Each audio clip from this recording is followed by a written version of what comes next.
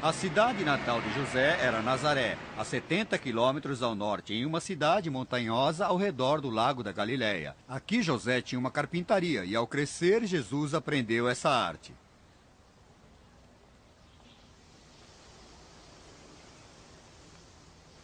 Ao completar 30 anos, Jesus decidiu dar início à sua campanha de 3 anos ao viajar até o Rio Jordão, onde encontrou João Batista vindo do deserto onde pregava e chamava as pessoas para o arrependimento. A mensagem de João Batista era muito simples: se arrependa do seu pecado e seja batizado. Mas o povo judeu tinha planos para aqueles que ainda não eram judeus se tornassem judeus, se arrependessem e se batizassem. Mas João dizia ao povo judeu: eles haviam se distanciado tanto de Deus que eles também deveriam se arrepender e ser batizados. Mas é claro que os judeus ortodoxos, com o peito estufado e cheios de orgulho, disseram: mas nós somos os filhos de Abraão. E João, pegando uma das várias pedrinhas que havia por ali, disse: filhos de Abraão? Deus pode fazer um filho de Abraão de uma pedra. O que vocês precisam fazer é arrepender-se e serem batizados. Já está tudo planejado, ele os advertiu, de tudo que ainda estava por vir. Então João rezou e Jesus chegou para ser batizado. Após seu batismo, Jesus passou 40 dias e 40 noites no deserto, sendo tentado por Satanás. Ele foi tentado a obter sucesso para trazer o reino de Deus para a terra com sinais de poder e não através da compaixão e do amor. E como o diabo sugeriu que ele usasse seu poder para satisfazer a sua fome ou oferecer um show para as pessoas, para que elas pudessem acreditar nele, ele usou o poder dos escritos para rebater o diabo. Não atente seu mestre Deus, ele disse.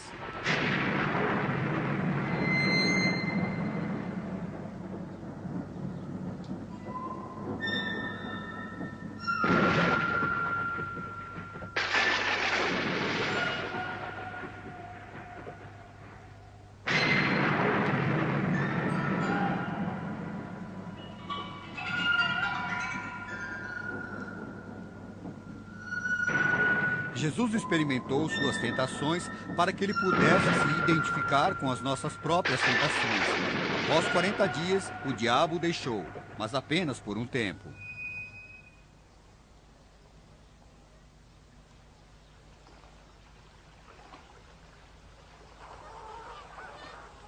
Após seu batismo, Jesus viajou pelo Vale do Jordão até o Mar da Galileia, onde ele escolheu 12 homens para ser seus companheiros íntimos pelos próximos 3 anos.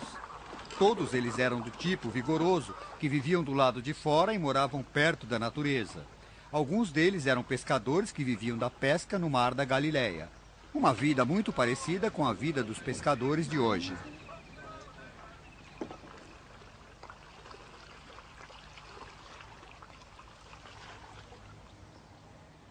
Jesus escolheu seus discípulos de 3 formas. Primeiramente, ele simplesmente chamou qualquer um que quisesse se juntar a ele. Venham, sigam-me, ele disse. Frequentemente, ele chamou indivíduos ou grupos de pessoas. Venham, sigam-me, disse ele. Venham até mim. Era um convite aberto a todos. E, depois de chamá-los, ele escolheu apenas aqueles que o queriam seguir. E aqueles que tinham um dom especial para ensinar. Muitos são chamados, disse ele, mas poucos são escolhidos. E diante do grande número de convidados e do pequeno grupo de escolhidos, ele então selecionou um grupo ainda menor, que seriam seus apóstolos, que iriam levar sua mensagem pelo mundo. Ele selecionou essas pessoas para levar sua mensagem, pregar, ensinar, curar, para ir pelo mundo proclamando o Evangelho.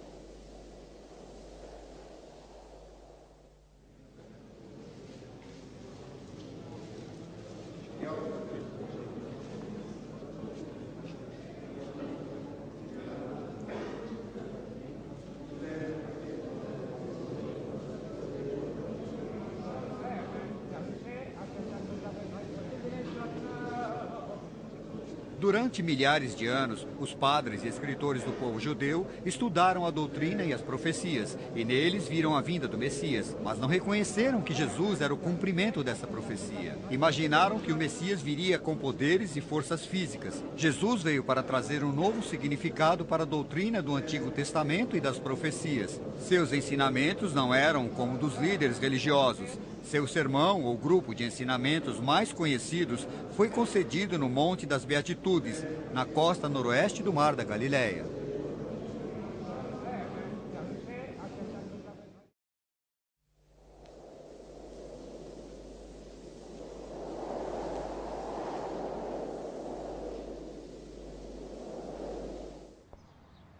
Depois de refletir durante um tempo, os ensinamentos de Jesus me parecem ser tão diferentes de qualquer pessoa, e tenho certeza que você concorda. Para começar, são informais. Não eram como de um professor na universidade que escreveu livros, apresentou palestras e escreveu longas dissertações. Seus ensinamentos eram bastante informais, e ele andava enquanto falava com as pessoas embaixo de uma árvore ou na beira do mar.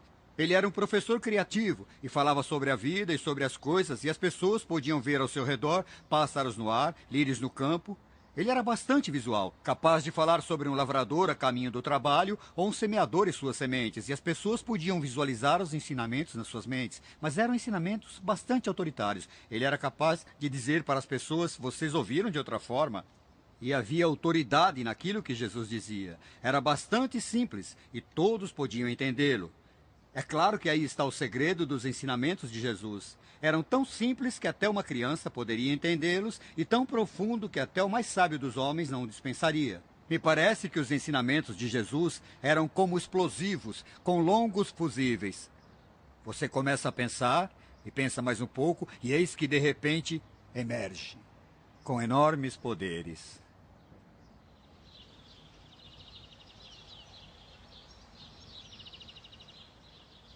Durante os 3 anos de sua campanha, Jesus curou muitas pessoas. Algumas precisavam de cura emocional, outras curas psicológicas e ainda pessoas fisicamente doentes, como foi o caso do homem cego que Jesus curou no poço de Siloã. A cegueira foi um dos fatores de exclusão do mundo antigo e ainda é em alguns países em desenvolvimento.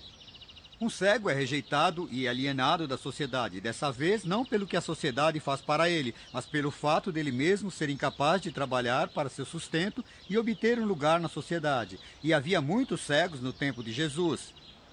Enquanto caminhavam, Jesus avistou um homem cego e seu coração se encheu de compaixão.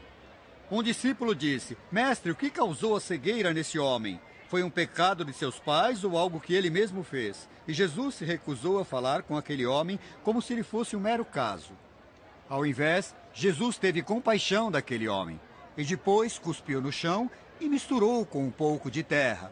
Os judeus acreditavam que a saliva continha poderes de cura, e com isso ele pôs nos olhos do homem e disse: Agora vá lavar no poço de Siloã. E o homem foi e lavou, bem aqui, no poço de Siloã, e pôde enxergar.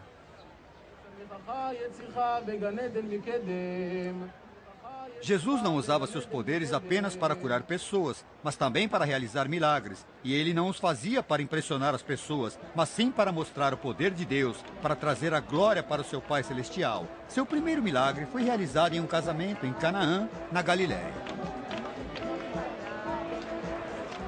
Como vocês podem ver, a refeição está quase no fim na celebração desse kibutz, mas a festa deve continuar por muito tempo com muita música e dança. Foi nesse momento em que houve um problema na festa de Canaã, na Galiléia, pois a multidão estava lá para uma bela festa de casamento e o vinho estava quase no fim. Não havia vinho suficiente para todos. E a mãe de Jesus, Maria, foi até ele e simplesmente disse: Meu filho, o vinho da festa acabou. Ela não disse o que fazer, porém ele já sabia o que tinha que fazer. Então ele se aproximou do local onde havia 6 grandes potes com 100 litros de água cada, ou talvez até maiores do que o tanque de gasolina do seu carro. E ele olhou para esses enormes potes e ordenou que o mestre de cerimônias fosse servir mais vinho aos convidados. O mestre de cerimônias disse: Não há mais vinho. E Jesus simplesmente apontou para os potes e, ao despejarem a água dos potes, perceberam que era vinho dos bons.